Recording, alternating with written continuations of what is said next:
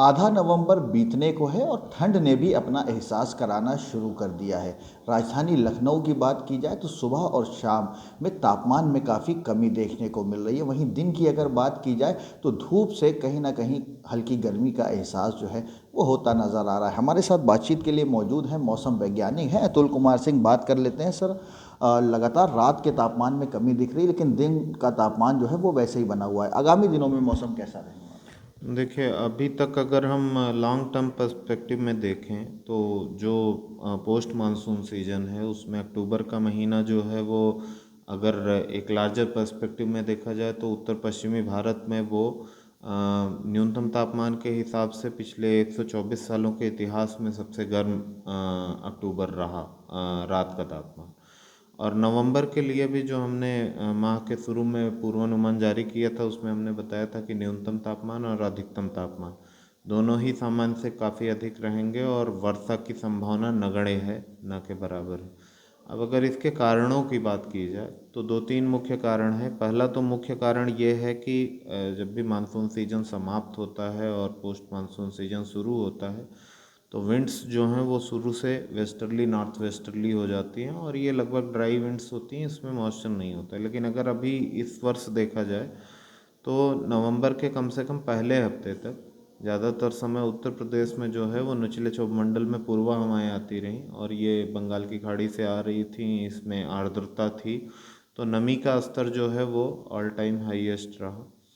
और दूसरा जो मुख्य कारक होते हैं, जैसे अगर हम भौगोलिक कारक की बात करें तो एल नीनो किस फेज में है इस पे निर्भर करता है।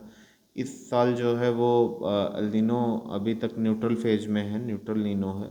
हालांकि वो एडवर्सली प्रभावित नहीं कर रहा है, लेकिन तापमान गिरने के लिए कोई फेवरेबल कंडीशन भी भौगोलिक कारक की वजह से नहीं है। दूसरी चीज़ जो होती है वो ये होती है कि जो इस सीजन की पिक्यूलियरिटी है वो होता है पश्चिमी विक्षोभ या वेस्टर्न डिस्टर्बेंस, जो कि एक्स्ट्रा ट्रॉपिकल सिस्टम्स होते हैं और हमारे यहाँ अच्छी खासी आवृत्ति में आते हैं और वो दो तरीके से प्रभावित करता है।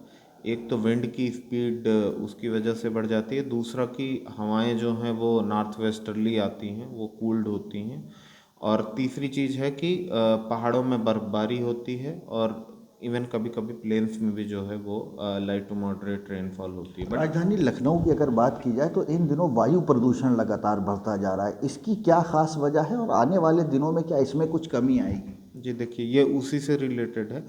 तो इस साल जैसा मैंने बताया, एक भी अगर नवंबर के पहले हफ्ते तक देखें तो अब पूरा अक्टूबर और नवंबर के पहले सप्ताह तक एक भी सक्रिय पश्चिमी विक्षोभ आया नहीं। उसकी वजह से ना तो पहाड़ों में बर्फबारी हुई और ना प्लेन्स में बारिश हुई। जब भी प्लेन्स में बारिश होती है तो वो एक तरीके से पॉल्यूटेंट जो होते हैं या जो भी पर्टिकुलेट मैटर होते हैं उनको वो वाश आउट कर देती है। बट क्योंकि बारिश हुई नहीं तो इस वजह से वो वाश आउट की कोई मैकेनिज्म बनी नहीं, वो एक्यूमुलेट होते रहे। दूसरी मैकेनिज्म जो होती है कि जब भी स्ट्रॉन्ग विंड आती है तो उसकी वजह से पॉल्यूटेंट या पर्टिकुलेट मैटर डिस्पर्स हो जाते हैं। लेकिन जैसा मैंने बताया, पिछले 3-4 दिनों को छोड़ दें, उसके पहले तक कोई भी खास विंड नहीं थी, लगभग काम थी विंड, तो मतलब कोई डिस्पर्सन भी नहीं हो रहा था।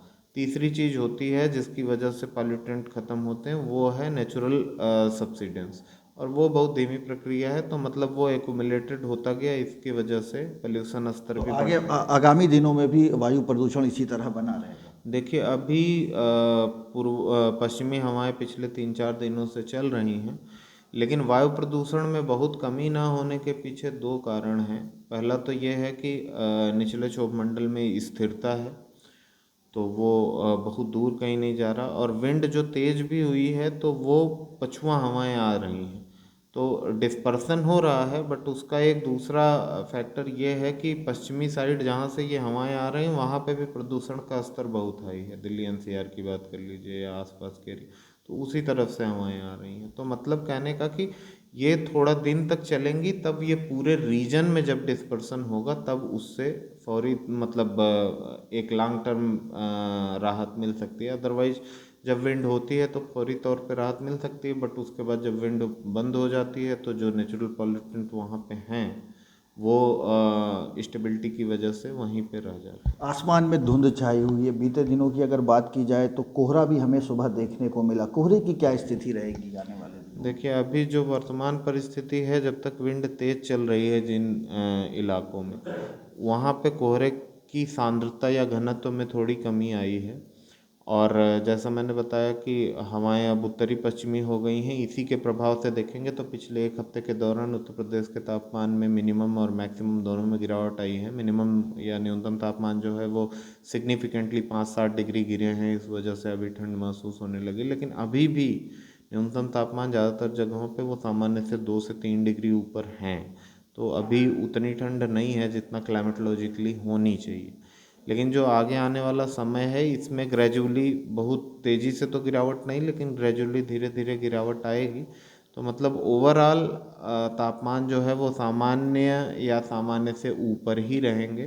तो क्लाइमेटोलॉजिकली या जलवायुवी तौर पे जितनी ठंड होनी चाहिए, उससे ज़्यादा ठंड पड़ने की संभावना तो कम से कम अभी नवंबर में नहीं दिखाई दे रही है।